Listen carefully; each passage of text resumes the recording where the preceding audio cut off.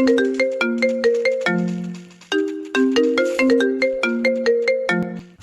যে বন্ধুরা শুনছো, নতুন নতুন রোমান্টিক ভালোবাসার গল্প পেতে ও শুনতে চাইলে আমাদের সাগর অফিসিয়াল চ্যানেলটি সাবস্ক্রাইব করে বেল বাটনটি অন করে দিও। লাইক কমেন্ট করতে মোটেও ভুলবেন না কিন্তু। ধন্যবাদ সবাইকে। ঠাস করে একটা আওয়াজ হচ্ছে। কি মনে করছেন কারোর গায়ে থাপড় পড়ছে?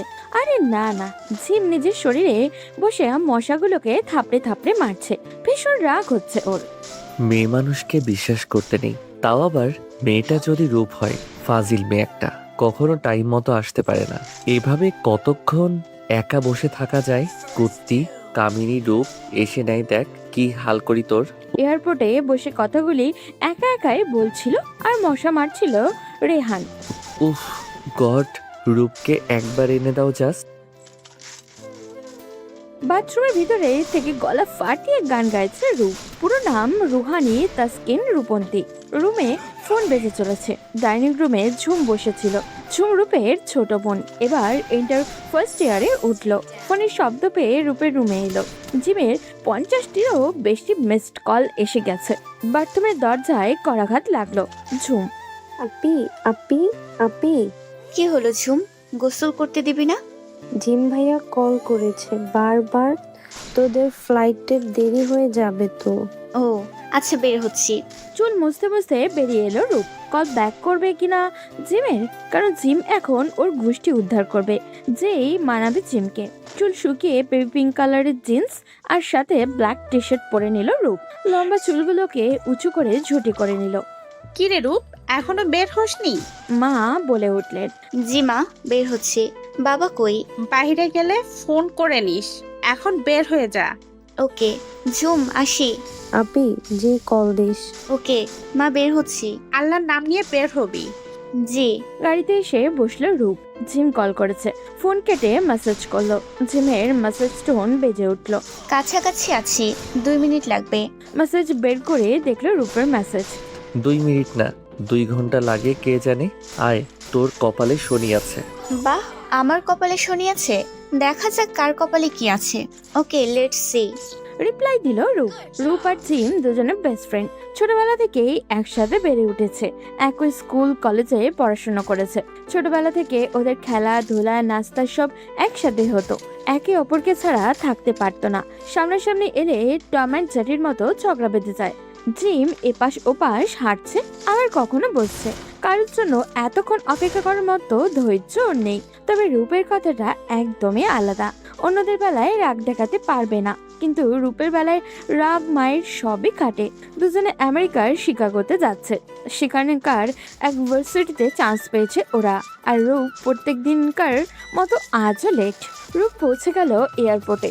সকল ফর্মালিটিস পূরণ করে ভিতরে এগিয়ে গেল। জিম ফোন বের করলো রূপকে আবারও কল করবে বলে। ঠিক তখনই জিমের উপরে রূপ ঝাঁপিয়ে পড়লো। Hi Jim. ধাক্কা দিয়ে সরিয়ে দিল রূপকে। কি হলো? এখন আসার সময় হলো তোর? কতক্ষণ ওয়েট করছি খেয়াল আছে? মশার কামড় খাইতে খাইতে আমি শেষ, আর ম্যাডাম এখন এসেছে। আরে আরে, ফ্লাইট রাত 12টায়, এখন বাজে 10টা। ফ্লাইট 1টায়। হোয়াট? বললি যে 12টায়।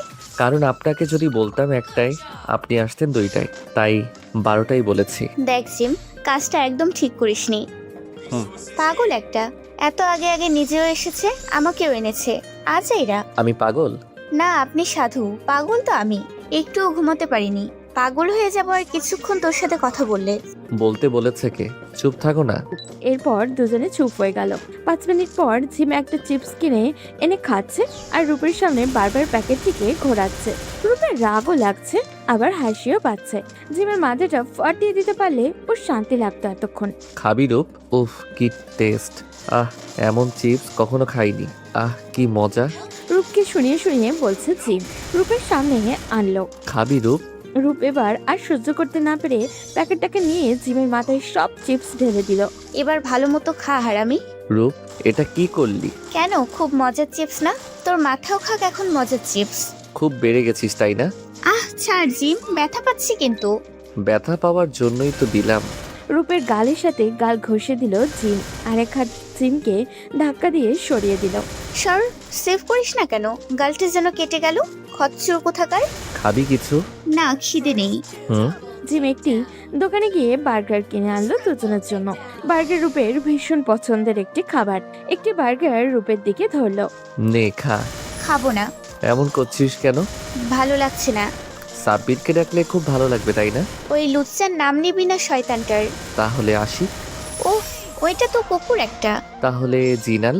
শালা পুরাই বলদ। ভেবেছিলাম প্রেম করব, মিট করতে এসে মাকে নিয়ে এসেছে শালা। বলে দিলাম ভাইয়া, আপনার রাস্তা আপনি দেখেন, আমি যাই। জিম মিটিমিটি হাসছে রূপের কথা শুনে। আর জিম? জিম, তুই তো আস্ত একটা হারামি। হাত দিয়ে কিল ঘুষি মারতে লাগলো জিমকে। সেজন্যই তোর মতো কুত্তিকে এত বছর সহ্য করেছি। টলারেট করেছিস আমাকে? হুম। এত কিছু না, বন্ধু পাচ্ছিলি না বলে আমার সাথে ফ্রেন্ডশিপ করেছিস। আমি সহানুভূতি দেখিয়ে তোর বন্ধু হয়েছি, বুঝলি? হুম, বুঝলাম কুত্তি। কুত্তা। আল্লাহ জানে তোর হবু বর কি করে সামলাবে তোকে। আমারটা বাদ দিয়ে নিজেরটা ভাব। তোর বেচারি হবু বইয়ের কপালে কি আছে কে জানে। বেচারি। কিছুক্ষণ পর সব প্যাসেঞ্জারদের রেডি হতে বলছে। জিম দুজনের ব্যাগ হাতে নিল। চল সামনে আগাই। হ্যাঁ চল। বেশ কিছুক্ষণ পর প্লেনের নিজেদের সিটে এসে বসলো ওরা। রূপ আর জিমের মাঝখানে একটি মেয়ে বসেছে। মেয়েটি শর্ট ড্রেস পরে আছে। কেমন নির্লজ্জ মেয়ে, এতগুলো মানুষের সামনে এমন ড্রেস কি করে? একটু লজ্জা লাগে না? মনে মনে ভাবছিল রূপ। জিম মেয়েটিকে সাথে কথা বলতে শুরু করলো রূপকে দেখিয়ে দেখিয়ে। হ্যালো, হাই, নামটা কি জানতে পারি? অফকোর্স, আমি Sneha. Oh, you are beautiful Sneha. I am Khaled Wahed Jim. Oh, you are damn handsome Jim. Thanks. তোমার চোখ নাক অনেক সুন্দর, সব থেকে সুন্দর দাঁতগুলো। থ্যাঙ্কস। ওহ, কি করছে জিম? কোন দিক থেকে সুন্দর স্নেহা? দেখতে একদম পেতনি মনে হচ্ছে। অবশ্য ওর এমন মেয়েই পারফেক্ট। মনে মনে বলল রূপ। জিম চুপি চুপি রূপকে দেখে আর মিটিমিটি হাসছে। জিম অন্য কারোর সাথে কথা বলুক সেটা সহ্য করতে পারে না রূপ। রূপ অন্যদিকে ফিরে সিটে হেলান দিয়ে আছে। স্নেহা প্লিজ, তোমার সিটটা আমার সাথে শেয়ার করবা? রূপকে দেখিয়ে ইশারা দিয়ে বলল। রাগ করে আছে? গার্লফ্রেন্ড? আরে না, আমরা বেস্ট ফ্রেন্ড। আমেরিকায় স্টাডি করতে যাচ্ছি। ওয়াই নট, আমার সিটে আসো। থ্যাঙ্কস। জিম স্নেহার সিটে এসে বসলো। স্নেহা জিমের দিকে বসে পড়ল। রূপ অন্যদিকে ফিরে আছে। কথা বলবে না জিমের সাথে। ফ্রেন্ড